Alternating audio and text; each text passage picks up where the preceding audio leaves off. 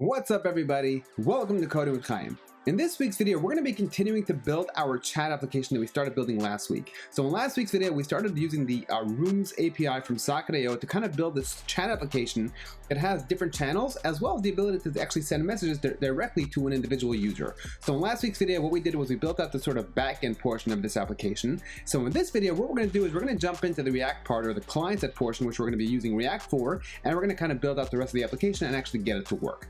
Of course, if you want to follow along with this video, you'd very much need to watch the last video. So if you need to do that, you'll find a link to it down in the description box below, or alternatively, I'll leave it up in the cards. I highly recommend you watch that video before you jump into this one. So with that introduction out of the way, let's get to coding. So as you can see, we already have all the server.js code done. So what we're going to do now is we're going to move on into the client folder. So again, this client folder is really nothing more than a React application that has been bootstrapped using Create React App. So we can move on into the client folder. We'll go on over to the source folder and we'll go into app.js.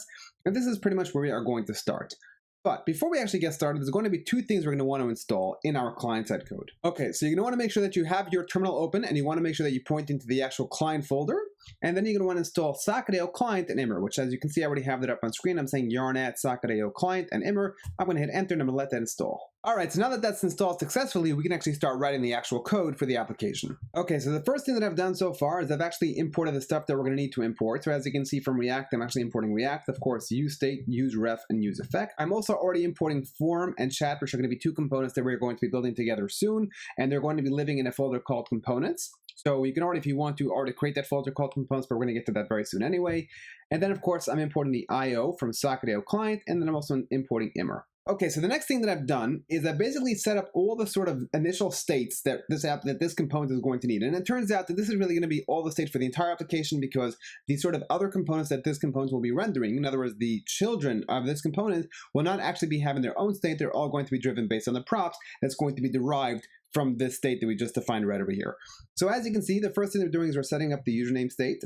That's pretty much self-explanatory. That's going to be the actual username form. If you remember, we actually had a form that asks the user for their username. That's what that's going to be controlling. We're then going to have a Boolean of whether or not the user has in fact already been connected. This is going to help us know whether we can render the form or if we can already render the chat, depending on what we can render. Current chat, this is going to help us know what is currently active. Are you currently in a chat, or are you currently in a channel? And then we can actually write the name at the top of like which channel you're currently active in. The connected rooms, so this pretty much will be, right, if let's say you are trying to join a room, so then remember if you join a room, it had like a little button that says join room. Well, the whether or not that button says join or whether you're actually in the room will be dependent on whether or not you already are connected to this individual room. And that's basically going to be an array of strings. So in this case, by default, you start at being connected to the general channel, but as you start connecting to more rooms, we just keep pushing the name of those channels into this array, and that's going to determine the fact that you're already connected to that room, and then therefore get rid of the join button, and now you can actually start writing messages within that individual room. We then also have the array of all users. This pretty much lets us have the sidebar to kind of show all the users who are currently connected to the actual application entirely. Messages, of course, this is pretty much going to be our object that's going to have the messages. And as you can see, we are referencing this initial message state object. So let's go ahead and define that really quickly. So as you can see, this initial message state object that we have just defined here in the client-side code is very similar, in fact, exactly the same as the message object that we have here on the server. And again, the reason why we need to do that is because, of course, the client-side code has to be able to manage the messages, but the server-side code also needs to be able to be aware of those messages, so in case somebody joins the chat late, we can just go ahead and send them the message that have been sent before they actually joined. So here, this messages state, or this object of messages state, is the one that's going to actually be keeping track of the messages client side. Its initial shape will look just like this, which is why we're defining this object right over here. Then we have the individual message, which is what your actual message box, the actual text area where you're currently writing your message, that's what that's going to be bound to.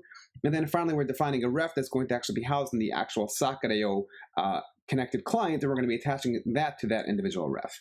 That pretty much represents all the sort of bits of data, state, and such that we're going to be needing for this component and for this entire application to kind of work. Okay, so the next thing that I've done right now is I've actually already defined my return statements. In other words, in my return statement, I'm going to go ahead and say that between this div, I'm going to be putting this body. So now what this body is will be dependent on whether or not we're currently connected. So remember, this connected state comes from over here, from within our state. It's a Boolean that determines whether or not the user has already connected to the actual server.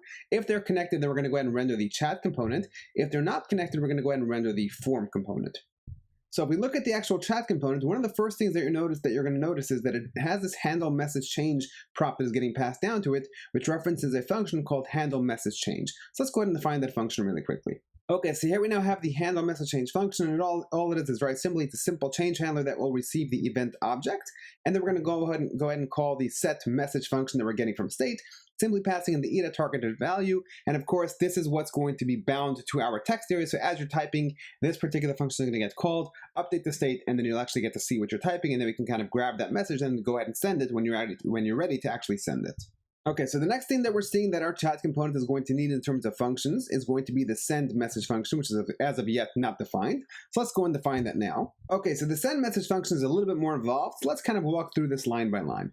So the first thing I'm doing is I'm kind of building up this payload object. So this payload object is the one that we're actually going to be sending down to the server when we're going to be emitting the send message event. So if you remember, when we come back to the server, we had this send message event that received this sort of payload object, which is of course over here, it's getting destructured. So on the other side, in the client-side code, we have to actually go ahead and build that object up to kind of be able to send it down to the server when we're emitting this event to the server. So let's take a look at that. So this is this payload object here. Of course, we've got the content key, which is just representing the actual message.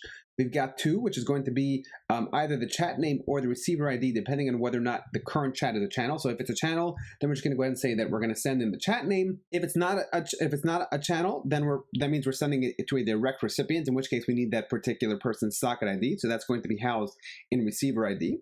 We then have the sender, which is of course going to be the name of the person who's currently sending. We've got the chat name, and then we've got the Boolean of this channel, whether or not it is in fact a channel.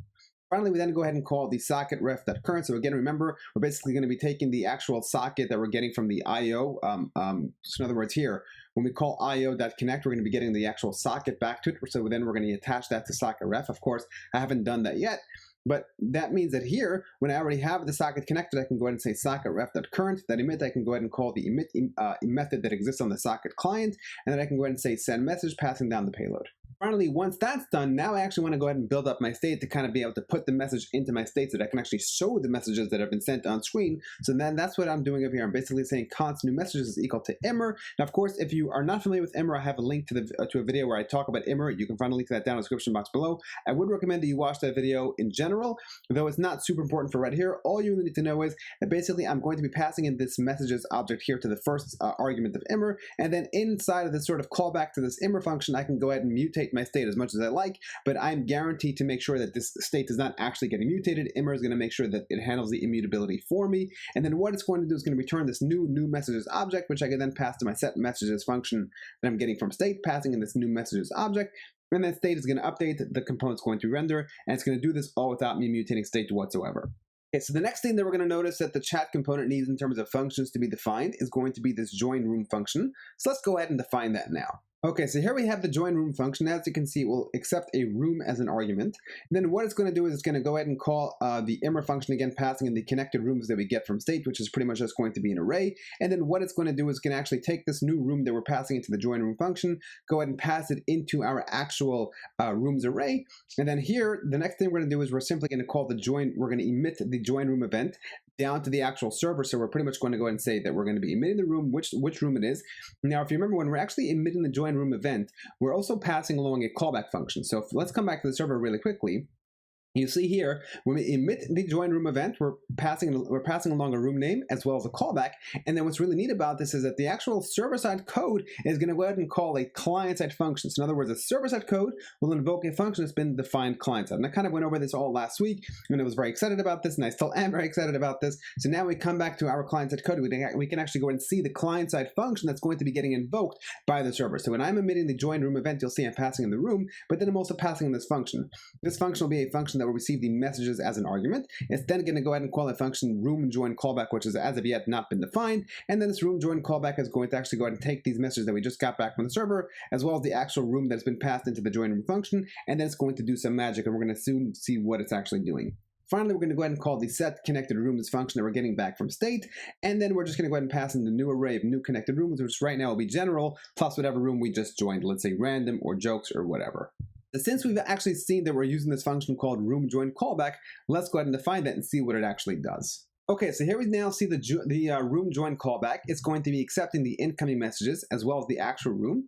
And simply all it's going to do is it's pretty much going to go to the actual messages object that we have on state. And it's simply going to say that the messages of so this draft, of course, represents the sort of draft of our messages, the sort of mutable object that we can go ahead and mutate that represents our messages object that we have in state. And we're going to index into that object at the particular key of room. And we're basically going to say that, and remember, at each key, so let's just look at this object really quickly, right? If let's say we're currently joining the random chat, so then what's going to end up happening is random is going to be an array. So we're going to go ahead and say that of messages of random, go ahead and take all the messages that we're currently getting, which is pretty much just going to be an array of messages, and then simply set it to this array right over here. So in other words, if we come back down over here, we're going to say a draft of room, which basically represents the messages of this particular room. Let that be equal to all the incoming messages. This way, whenever somebody joins a chat late, right? This is the whole idea that we kind of keep talking about. If somebody joins the chat late and messages have already been sent before they've joined, now when they join, they can retroactively go and get all the previous messages, and this is exactly how it works. So we've already seen it on the server side how it works, but this is the sort of counterpart on the client side to kind of make it all work together. Okay, finally, the last function that we're noticing that the chat component is going to need us to define is going to be this toggle chat function right over here. So we're seeing that we're passing that a prop called toggle chat, which is equal to a function called toggle chat. So let's go ahead and define that function now. Okay, so we've now defined the toggle chat function, which as you can see accepts the current chat object as an argument. And then basically this is going to fire every single time we're clicking on a new chat. So on the left-hand sidebar, we've kind of got a list of channels as well as a list of users. And then when you click on either a channel or a user, that now becomes your active chat. And the way that that works is because we're going to be calling this here function called toggle chat. So the first thing it's going to do is it's pretty much going to make sure that the actual messages object already has the current chat name. So remember, the messages object simply starts out with only general random jokes in JavaScript. It doesn't actually include any individual chats. In other words, if you're now trying to DM an individual user, it of course doesn't include that user's name in the initial state because we don't know that initial state. And theoretically, if let's say you were to start adding more channels, right? Because technically, if let's say you were building a real Slack, you can of course add more channels. Those new channels have to also somehow find their way into state. And so that's exactly what we're doing over here. We're basically checking to see if a message already includes the current chat, then we can pretty much just come down here. But if it doesn't include it, in other words, if we're saying if not messages of current chat name, then the first thing we're going to want to do is we're going to want to go ahead and create it. So we're going to say constant new messages is equal to the immer passing in the messages object, and then we're going to go ahead and say draft of current messages chat name is equal to an empty array, which effectively creates a new key in the messages object with the name of the current chat that you're trying to chat with, and we're initializing it to an empty array. So therefore, there's no messages yet. And then, of course, we're going to go ahead and call the set messages function from state, so we can actually go ahead and get it to render with these new messages that we've just created.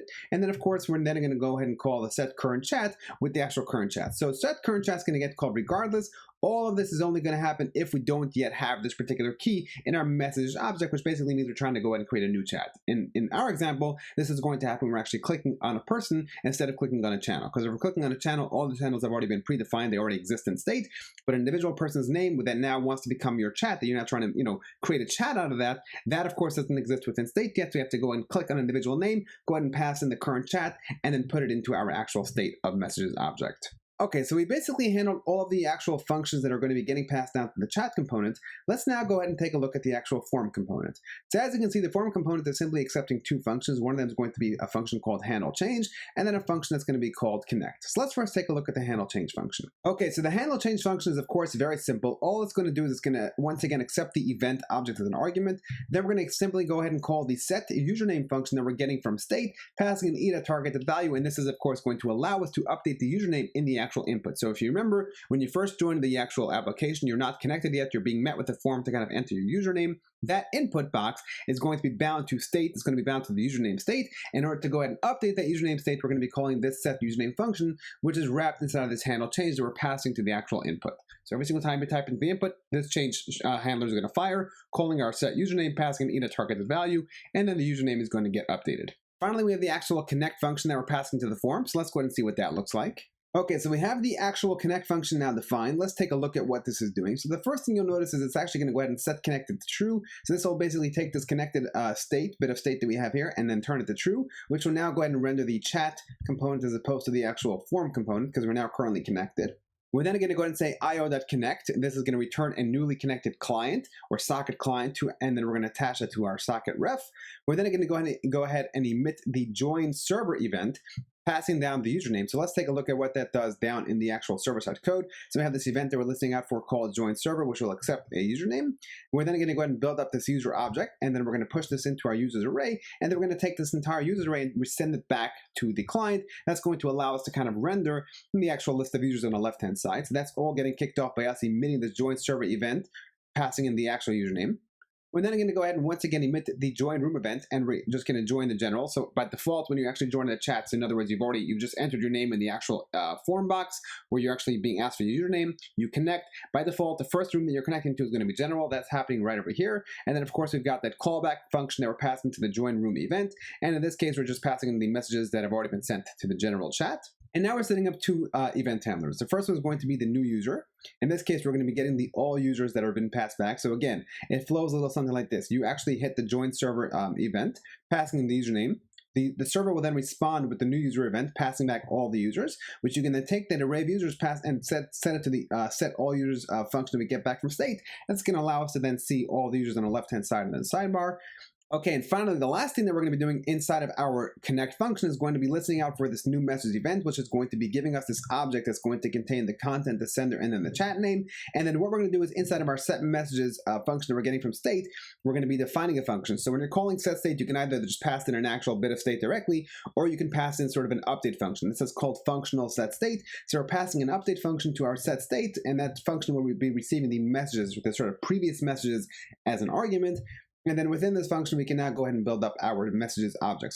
So basically what happens is here, we're going to check if this chat name already exists in our actual messages object. If it does, then simply take this message and then push it in to the array at that key inside of the messages object. If it doesn't exist yet, in other words, if this chat doesn't exist yet, in which case what we're going to do is we're going to simply say draft of chat name is going to be equal to a new array. And then that array will already have the first element is going to be this new object that we just created. And then finally, we're going to go ahead and return the new messages. And then that's going to go ahead and do the set state for us, and that's going to then allow us to actually see the messages because it's going to go through another render. Okay, so the last thing that we need to do now inside of our app component is going to be this. So if you remember, we've actually imported useEffect. So now what we're going to do is we're going to actually go ahead and use useEffect, and we're going to tell useEffect that we want it to run every single time the actual messages object changes. And then when it does, we just want to go ahead and say set message and turn that back into an empty string. So the basic idea is what I kind of want to do is when you're typing into your message box and you hit enter and you want to go ahead and send the message, I want that message box to immediately get cleared out. So the way to do that is going to be very simply in the useEffect. We're going to tell the useEffect run every single time the messages object and state updates. When it does, go ahead and do the following, in which case I'm just going to set the set message back to an empty string, which is going to go ahead and clear out the actual text box. So that concludes all the code that we need to write in our top level component, but now of course we know that we have the actual chat component and then the form component that we kind of need to define. So let's go ahead and start with the actual form component first. So we know that these components are going to be living in a folder called components as seen right up over here. So let's go into the actual source folder, create a new folder. We're going to go ahead and call this folder components. Okay, so in the components folder, I've now created a new file called username form, and this is going to be the actual place where I'm going to be defining all the code necessary to build up my form. And of course, this is a very simple form, so it's not going to take a lot of code. Okay, so as you can see, all I'm doing is I'm of course importing React from React. I'm then defining a function called form. It's going to be accepting props as an argument, return a form, return an input. So this input is going to be bound. Its onchange will call the props.onChange, which we've seen how we've defined that. The value is of course going to be bound to props.username, which we know where that comes from. Then we have this button that when we click it, it's going to go ahead and call our connect function, which we just finished defining a few minutes ago. Okay, so there is one more thing that we actually need to install. I had forgotten that I had this included in the application. We're simply going to be installing styled components for some very basic styling. Of course, if you've already seen the preview of what this application looks like, it's not very pretty, but for just some basic layout, I did use styled components to kind of get the CSS nice and easy. So let's just go ahead and say yarn add styled components. Okay, so in this chat component, the first thing we do is we're going to import React. We're then going to go ahead and import styled components. We're then going to go ahead and define an array of rooms, which in this case is just going to be our typical rooms, general, random, jokes, and JavaScript. Okay, so the next thing that I'm going to do now is define a whole bunch of styled components that we're going to be using for this application. But to kind of make it a little bit easier on you, I'm going to leave all of these styled components down in the description box below in a gist, so you can just grab that and copy it and paste it and just go ahead and keep working on the rest of the application. Okay, so here's all the styled components that we just defined. But like I said, you'll find this down in a gist. Will make your life a lot easier. Okay, so now what I've done is I've actually went ahead and I've actually defined the actual component called chat. It's of course going to be receiving props. and then I'm of course going to be exporting it from down over here. So now let's actually start taking a look at what's been defined and what we still need to add. So as you can see, we're pretty much using the container component that we just created using styled components. That's going to be housing everything. We've got our sidebar component, and then we've of course got our chat panel. Within our chat panel, we have the actual channel info, as well as the body container, and then as well as the actual text box. So let's start with the sidebar first. First thing the sidebar is doing is going to be defining this H3 with channels, and then we're going to actually iterate over this rooms array that we have right over here. And then what we're going to do is we're going to map, and then for each one, we're going to go ahead and call the render room function. And as of yet, the render room function has not been defined yet, so let's do that together now. Okay, so here we now have the render room function, which pretty much for every iteration will accept this room as an argument. What we're going to do is we're going to be building up this current chat object, then we're going to go ahead and render a row, and for each row we're going to define an on-click on that row that when you click, you can go ahead and toggle the chat, passing in that current chat. So again, if you want to be able to set a specific chat to be the current active chat, which we've already seen that function get defined in the app component, this is where that function is now going to get used. So as we start iterating over each row, for every single row as we define the actual channel, we're going to go ahead and define the toggle chat function as a clickable item on that particular row. When you click on it, you're going to go ahead and call the toggle chat function, passing in this current chat object that we're building up at each iteration. Next, we can see that we're going to go ahead and define a function to actually map over all of our users. So we're actually getting in all the users passed to us via props. We're then going to map over that array, and for each one, we're going to go ahead and call the render user function. So let's go ahead and define that now. So we've just defined the render user function, which as you can see will accept at every iteration a user object because we're going to be mapping over the user's array. The first thing we're going to do is we're going to check to see if the user's ID is equal to props.urID. So we actually come back to the app component, and when we actually look at where we're rendering the chat component, we can see that we're actually passing in a prop called urID, and that's going to be equal to socketRef.current. In other words, if we already have a socketRef, we're then going to say that's going to be equal to urID. So in other words, socketRef.current.id. Every connected client gets an actual individual unique ID that gets created by socket ID. And of course, in this case, it's your client because it's in the client.code. It represents your socket. So this is going to be your ID. So if you want to know whether this is you, the way that we do this is we pretty much check to see if the ID of the person that we're currently iterating over matches your ID that you got from your own client socket. Of course, if it does, all we're doing is we're pretty much going to define this sort of U in front of the username. And of course, we're not going to give you the on-click to be able to click on that to actually go ahead and say that you can define this as your current chat, because of course, you're not going to chat with yourself, even though Slack does allow that, but I decided not to do that. We're then going to go ahead and build up this current chat object, which is not very different from what we did over here. The difference, of course, now is we're going to say that the channel is false, and instead of the receiver ID being an empty string like it was up over here, we're actually going to say that's going to be equal to the user.id. And then finally, we're going to go ahead and define the row, and the row is then going to have the actual ability to click on a function, to click on it. You'll then go ahead and call the toggle chat function, passing the current chat, and at this point, it's pretty much going to be very similar to what we actually did right over here. Okay, so moving a little bit further along, we'll see that we actually have this channel info component that's getting used right over here. Again, this is nothing more than a styled component, and all it's going to do is it's going to display the actual current chat name, which is getting passed to us via props. Then let's move on to the next sort of more interesting bit that's going to be happening within this component, and that's going to be this actual body container that's going to be wrapping this body. So right now, this body is of course not defined. Let's go ahead and define it and see what that looks like. Okay, so now as you can see here, we actually have this body variable defined.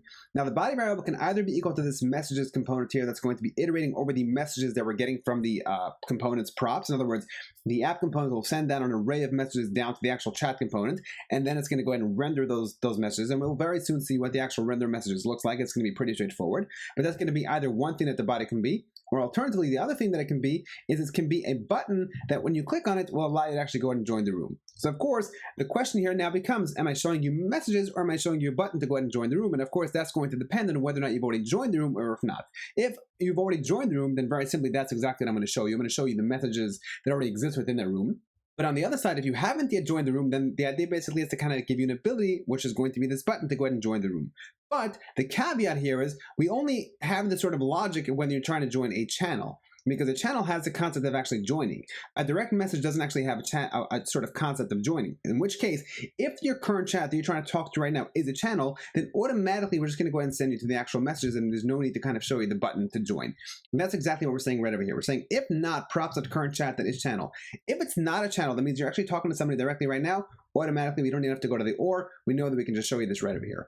Alternatively, if it is a channel, well, then we have to check to see if the current chat name is already included in the connected rooms. If it's already included in the connected rooms, in which case you already connected this room, then fine, we'll go ahead and show you the actual messages. But if you're not connected yet, we're then going to go ahead and show you the join button so that you can actually go ahead and join that actual room. So now one little bug that I'm actually noticing in my code right now is that here you'll see it says join props.activeChannel. So ActiveChannel was one of the first iterations before I actually started recording this video of what the code looked like, but as it is right now, it's actually going to be currentChat.chatName. Okay, so we've seen that the actual messages component is going to be iterating over the messages array, and then for each one it's going to be go ahead and calling the render messages function. So let's define that function now. Right, so here we now have the render messages function defined. It accepts a message and an index because of course we're mapping over it. So the second argument to map is going to be the index. And then we're pretty much just going to be returning a div whose key will of course be the index. And then we're going to go ahead and have an h3 that says message.sender. And then the actual p tag that we actually are going to be showing the actual content. Okay, so now we actually see that we have the text box. We've already finished the body container. We finished the body. So now we actually have this text box. And most of what the text box needs is actually coming from the props. So we've got the value coming from props.message. We've got the on change coming from props.handle message change, and then we've also got the placeholder, which is just a placeholder. But the one thing that we're noticing that this is going to need itself that is not coming from props is going to be this on key press, and that's going to be bound, or that's going to call the handle key press function. Let's actually go ahead and define this handle key press function and see what it does. So here we now have this handle key press function, and as you can see, it's going to receive the E object, which represents the event. And very simply, what we're going to do is we're going to check to see if the current key that you've just pressed is going to be the enter key. Then we're going to go ahead and say props that send message. The idea basically being that I don't want you to have to press a button to go ahead and send the message, right? You're typing into the text area, you can just go ahead and hit enter, and that's going to allow you to actually go ahead and send the message just by hitting enter. Okay, so that handles all the code for this application. Now, the only thing left for us to do is actually go ahead and fire up the backend code, fire up the client-side server, and see that it all works exactly as expected. So let's do that now. Okay, so in order to get this application up and running, you're going to want to have two terminals open. You're going to want to have one pointed to the actual root of the application, and then you're going to want to have a second one open to the actual root plus the client folder, so just one level deeper into the client folder. In the root of the application, you can just go ahead and say node server.js. That's going to bring it up. I'm now noticing I did actually forget one more thing in our actual client-side code. So let's move on over to our client-side package.json. And let's go ahead and define a proxy. So here in our package.json, we're going to go ahead and say proxy. Okay, so again, all we're doing is just defining a proxy that pretty much our client-side code can just go ahead and proxy any request from the client off to the server. It can proxy to port 1337. So now once that's done, we can come back to the terminal in our client folder, say yarn start, and then we can actually get the application up and running. Okay, so we've got our first tab open. It's been navigated over to localhost 3000. We've got the username. Let's go ahead and type in Chaim, hit enter. We're now connected. Let's just go ahead and see what this looks like. I've got it pinched too much here.